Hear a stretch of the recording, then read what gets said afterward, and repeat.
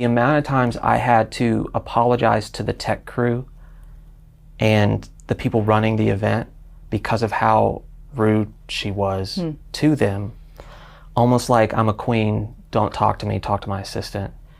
And I would look at that and go, what are you doing? They're here it's their job. The least you could do is like give them eye contact. I would try to make excuses because I didn't want her to look bad. And then I would try to talk to her about it. And then it was me being wrong again. I don't want to paint a picture like she was just this monster that just spewed hate towards her fans, because she would talk negatively or make fun of someone or joke about what she was going to do with all the gifts on the tour bus. And I just thought to myself, I would never talk like that.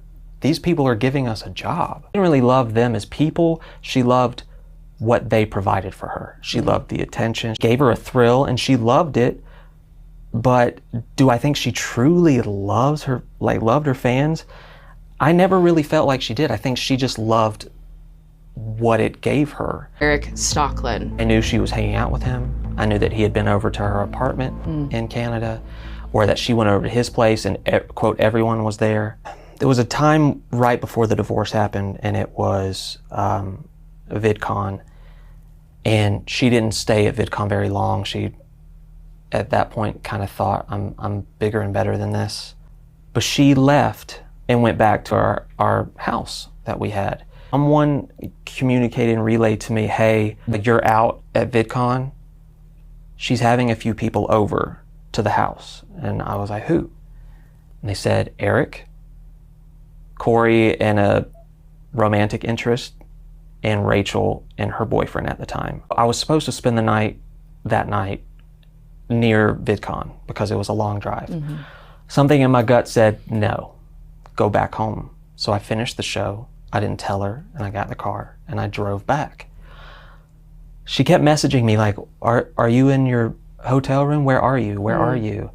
And within the last probably 15 minutes or so of the drive, I came clean and I said, I'm actually almost home. When I walked through those doors, it reeked of alcohol and cigarettes, and no one was there.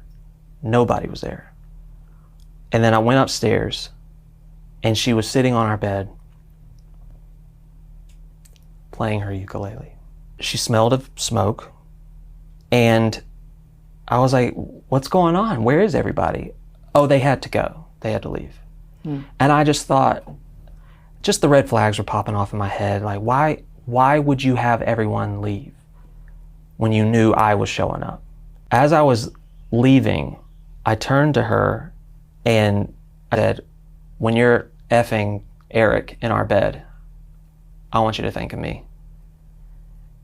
And I said it right to her face, eyes locked. And her response was, it's not like that, he has a girlfriend.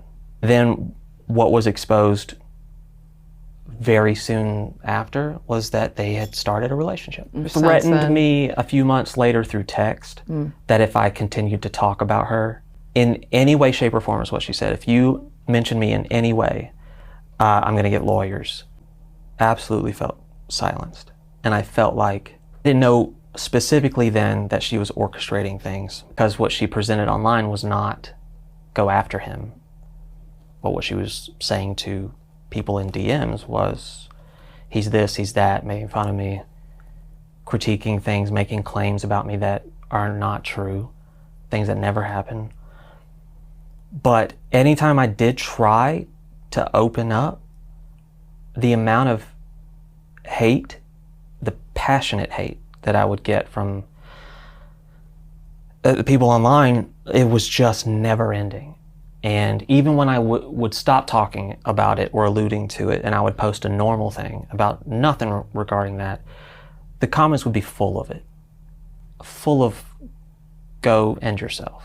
You know, you don't deserve to exist. The amount of death threats I got before that event terrified me, because at this point, Christina Grimmie had been killed at a meet and greet. Venue that I had performed in. I got so angry because I knew that Colleen was aware of it. And I'm like, she could say one thing and stop this. I was going to say she could have just one statement, one tweet. She liked it. This is, hey, he might say that maybe I'm not the greatest person. Maybe I mistreat people. Maybe I'm very selfish. So let me paint him to be far worse than he could ever say about me. And I'll shut him up. We didn't have a prenup because I said to her face, I will never take anything. I'm not here to take from you. And I kept my word. I put a lot of years of my life into that person and that family, and I'll never see that again. Making that divorce video was traumatizing. She had just told me, I'm making a video to announce this and I'm releasing it in a few days. And I said, can we wait? Because you just threw this big thing on me. I didn't see it coming. I don't want to make a video about this. Can we just not say anything and work on how we're going to discuss this? And she said that would interfere with her launch for her show. And she did not want anything to take momentum away from her Netflix show. And that she was making a video, whether I liked it or not. And that it was going to go out on this specific day. And she started saying the things that she wanted me to say. She knew that she had the power. She knew that she had the masses behind her. And she knew that she could say anything that she wanted to say. I felt so used, cast aside. I lost everything. I fell in love with an image that she gave me. I held on to that image even though all the cracks started within a month. I held on to the image and I fought for the image. People see now. Adam even said, the mask slipped. Mm-hmm. I think it's true. And I think she never thought it would happen either. I hope that there's someone in her life that she'll listen to. But to be honest, I don't think she has those people in her life. She wasn't always fully this. And the more fame that happened and the higher she rose to the top, the more she leaned into, I don't have to change a damn thing about myself. This is the most authentic version of her that has ever been publicized. What I'm seeing, especially in that video, the ukulele video, that's a version of her that I know. I know that person. I lived with that person. Mm-hmm. I saw those eyes. Mm-hmm. The divorce happened very suddenly. Mm-hmm. Things were bad. Mm-hmm. I knew things were off, and we were arguing all the time. She didn't ever want to talk to me. She didn't ever want to talk through it. Part of me still wants to protect her. She basically said, I told Josh some things, and he wrecked our hotel room. You told this to another very large YouTuber, yes. Okay. Can I ask who that was? Why not? That's Shane Dawson. On our honeymoon, and we decided while we were in Hawaii, let's go to the beach with no cameras. And let's say new vows that are just for us. No one else will hear them, see them, experience them. And it was one of the most beautiful moments at the time in my life. To know that within 24 hours of us saying our vows all over again, he's telling one of the biggest YouTubers at the time that she said some stuff to me, I didn't like it, it broke things. When we didn't have a single fight on that trip. This is what she told Shane Dawson. Yes. What actually happened? None of that Were happened. you told something and then you got emotional or? No. There was no fight, there was no argument. It was actually a really pleasant honeymoon experience. We didn't have any altercations, we didn't have anything. Mm. She texted that during our honeymoon. That I abused her. That I went ballistic. We didn't even have a fight. We didn't have an argument. Shane sent it. I don't think Colleen did. Okay. I mean, that's me assuming, but you know that Colleen texted this to Shane, I saw both of their interaction. Screenshot started getting shared with other. Every YouTuber I could think of at that time that I'm like, oh, so they all sit here and think that I went crazy on a honeymoon and nothing happened. And in that moment, that's when it all dawned on me. Why in the world did you think that you were safe when she did that kind of thing about everybody else?